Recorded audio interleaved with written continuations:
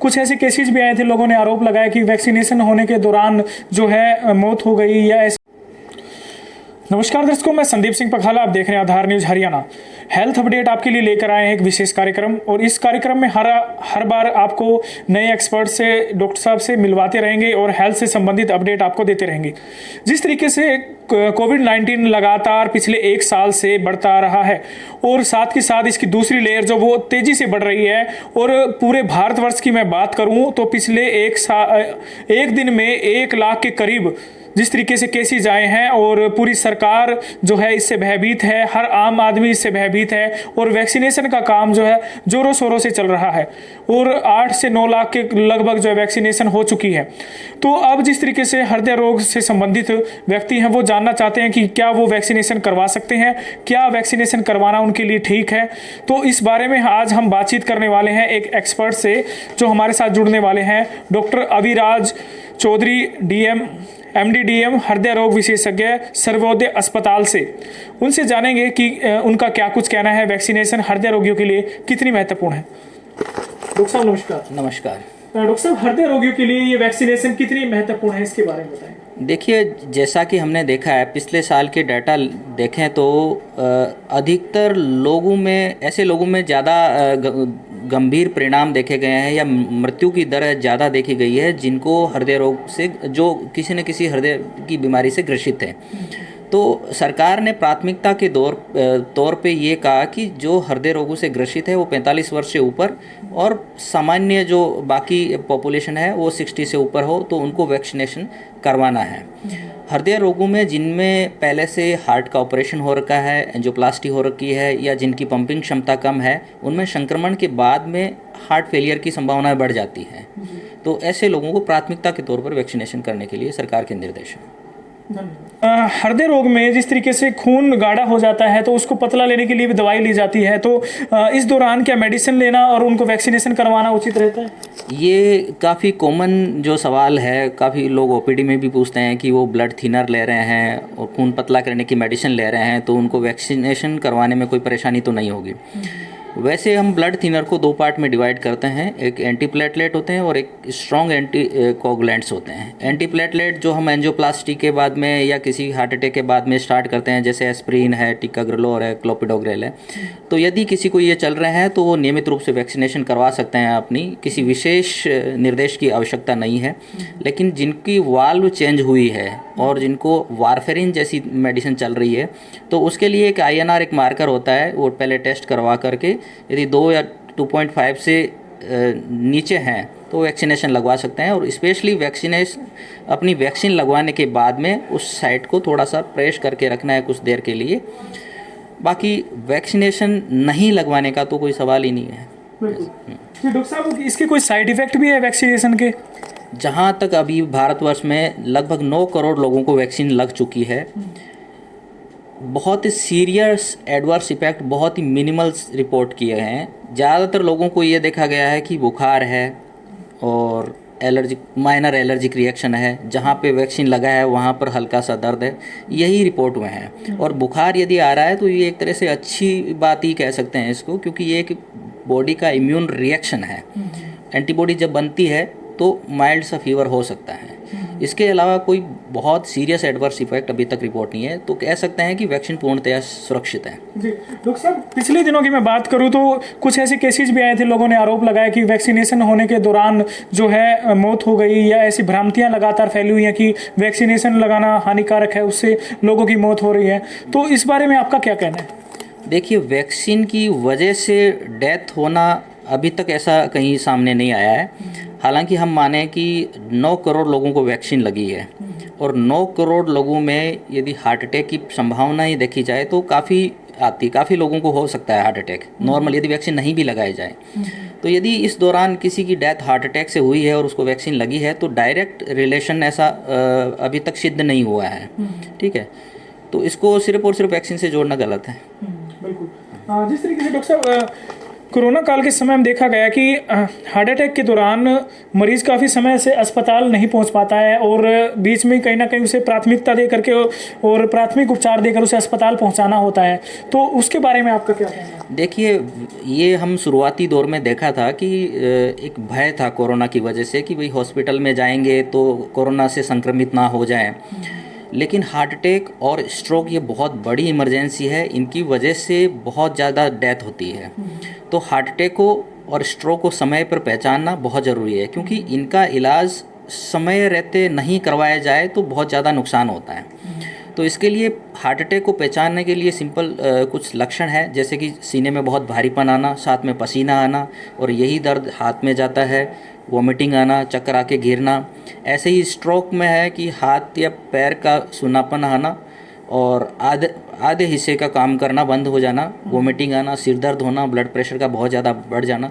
ये सामान्य लक्षण है जिनको हम तुरंत पहचान करके और जितना जल्दी हो सके हृदय रोग विशेषज्ञ के पास पहुंच करके अपना इलाज कराएं, क्योंकि हार्ट के इलाज में ये देखा है कि जितना जल्दी 12 घंटे का विंडो पीरियड मानते हैं कि 12 घंटे के अंदर अंदर हार्ट अटैक को उस नस को नहीं खोला जाए तो वो हृदय का वो हिस्सा परमानेंट डैमेज हो जाता है और उसकी वजह से जो हार्ट की पंपिंग क्षमता है वो काफ़ी कमज़ोर हो जाती है। इसकी वजह से लाइफ लॉन्ग मेडिसिन भी बहुत ज़्यादा चलती है और बाद में बार बार सांस फूलने की तकलीफ बनी रहती है। तो समय पे इलाज करवाना बहुत आवश्यक है हार्ट अटैक का।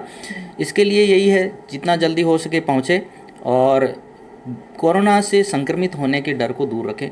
अपनी जो प्रिकॉशन है, सोशल डिस्टेंसिंग है, मास्क है, हैंड सैनिटाइजेशन, ये सब सावधानियों को फॉलो करें। जी डॉक्टर साहब, ये भी जानना चाहेंगे आपसे कि जिस तरीके से लोगों ने एक छल्ला डलवाया जाता है, हृदय रोगी जो होते हैं जिनको कहा जाता है कि आप सर्जरी करवा लीजिए या छल्ला डलवा लीजिए, उनको क्या वो वैक्सीनेशन लगवा सकते हैं या उनको भी किसी प्रकार का डर इस चीज़ में है?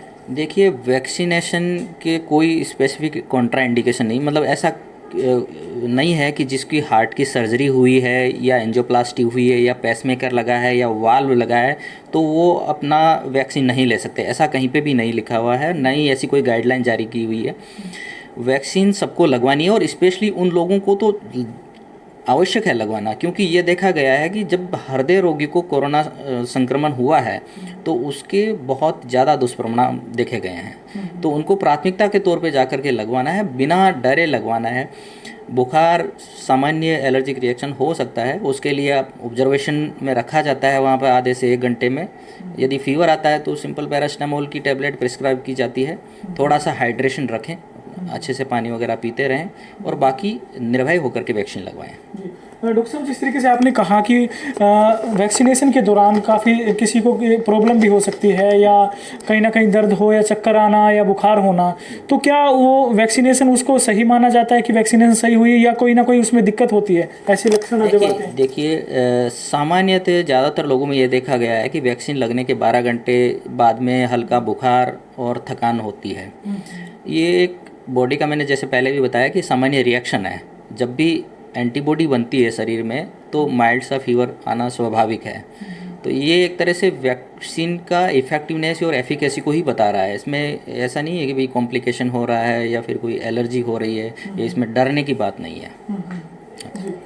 बिल्कुल डॉक्टर साहब, जो हृदय रोगी हैं उनको क्या कुछ सलाह आप देना चाहेंगे, एक क्या संदेश उनको देना चाहेंगे? बहुत से लोग हैं जो हमारे पास कॉल्स भी आते हैं, मैसेज भी आते हैं कि सर हृदय रोगियों के लिए क्या कुछ हमें सेफ्टी रखनी चाहिए। ऐसे कोई डॉक्टर साहब से, एक्सपर्ट से हमें बात कीजिए, तो आप उनके लिए क्या कहना चाहेंगे? सामान्य लोगों के लिए यही है कि जो हार्ट से रिलेटेड रिस्क फैक्टर है, जिनकी वजह से हृदय संबंधी बीमारियाँ हो रही है, जिसमें से मुख्य कारण है धूम्रपान, कोलेस्ट्रॉल की अधिकता, हमारा खान पान, हमारी सेडेंट्री लाइफस्टाइल जिसमें कि हम ज़्यादा एक्सरसाइज नहीं करते हैं, घूमते नहीं हैं, ज़्यादा बैठे रहने का काम रहता है। तो इन रिस्क फैक्टर को मॉडिफाई करके, यानी कि धूम्रपान बंद करके, नियमित रूप से एक्सरसाइज करके, ज़्यादा तली हुई छनी हुई चीज़ें ना खाएं, हरी सब्जियां खाएं, रेगुलर एक्सरसाइज करें, ठीक है।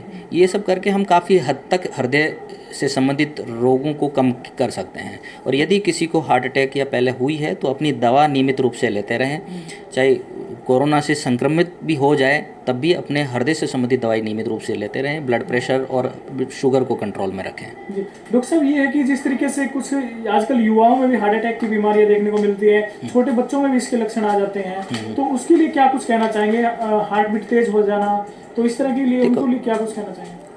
हृदय में कई तरह की बीमारियां होती है जनरली। कुछ छोटे बच्चों से संबंधित जो होती है वो जन्मजात होती है, और हृदय की धड़कन की अधिकता और कम होना, इनको एरिथमिया कहते हैं। ये कभी भी किसी भी समय पे हो सकती है, स्पेशली हार्ट अटैक के बाद में ज़्यादा संभावना रहती है। जो सबसे बड़ी महामारी बनकर के उभर रही है युवाओं में वो है कोरोनरी आर्टरी डिजीज़ या हार्ट अटैक की समस्या। इसके मुख्य कारण जो मैंने पहले रिस्क फैक्टर बताए हैं कि जो नशे की लत लग रही है युवाओं में, धूम्रपान अधिक हो रहा है, लोग एक्सरसाइज की तरफ रुझान कम हो रहा है, और एक ये महत्वपूर्ण कारण है खान पान से रिलेटेड, बहुत स्पाइसी खाना खाना, ट्रांस फैट जैसे घी की अधिकता है। तो इन सारे रिस्क फैक्टर को मॉडिफाई करके अपनी बहुत ही सादगी भरी और अच्छी दिनचर्या करके हम हृदय रोगों से बच सकते हैं। बहुत बढ़िया, बहुत महत्वपूर्ण जानकारी डॉक्टर साहब ने साझा की। मैं उनका धन्यवाद करता हूं। धन्यवाद डॉक्टर साहब आपका बहुत बहुत। और फिर से दोबारा समय लेंगे डॉक्टर साहब से, और आपके भी कुछ सवाल होंगे तो वो हम डॉक्टर साहब से दोबारा जानेंगे, क्योंकि ये बहुत से सवाल हमारे थे जो हमारे दर्शक जानना चाहते थे, और कुछ सवाल शायद छूट भी गए हो तो वो हम अगली बार डॉक्टर साहब से समय लेंगे। डॉक्टर साहब जब भी आप फ्री हो तो दोबारा हमें थोड़ा सा टाइम दें। बिल्कुल बिल्कुल, हमेशा। तो हम धन्यवाद करना चाहेंगे डॉक्टर अविराज चौधरी जी का, जो कि हृदय रोग विशेषज्ञ हैं, और हृदय रोग से संबंधित और भी कोई आपके सवाल हो तो वो भी जाने, और महत्वपूर्ण खबरें, महत्वपूर्ण अपडेट आपको दे रहे हैं। जिस तरीके से डॉक्टर अविराज जी ने बताया कि कोरोना की जो वैक्सीन लगवानी है वो बेहद सेफ है, सिक्योर है, उसमें कोई किसी प्रकार की दिक्कत नहीं। हृदय रोगी जो भी है वो भी लगवा सकता है, उसमें भी उनको भी कोई दिक्कत नहीं है, और किसी प्रकार का वहम ना करें, और जितने भी जो हृदय रोगी हैं वो भी लगवा सकते हैं। और साथ के साथ जो जिनकी एज जो है 60 साल हो चुकी है वो भी आराम से इस वैक्सीनेशन को लगवाएं, और 45 साल से ऊपर के जो व्यक्ति हैं जिनको कोई ना कोई दिक्कत है वो भी इसमें लगवाएं, वो भी सेफ बताई जा रही है। तो डॉक्टर साहब 45 साल के जो व्यक्ति हैं वो भी आसानी से लगवा सकते हैं? हाँ जी, हाँ जी, बिल्कुल। अब सरकार ने जो लोअर एज लिमिट है वो 45 साल कर दी है, तो बिल्कुल निश्चित तौर पर जब भी आपका टर्न आए डेफिनेटली वैक्सीन लगवानी चाहिए। धन्यवाद, और शेयर करते रहें, और शेयर करना ना भूलें। महत्वपूर्ण अपडेट आपको दी है। धन्यवाद। जय हिंद, जय भारत।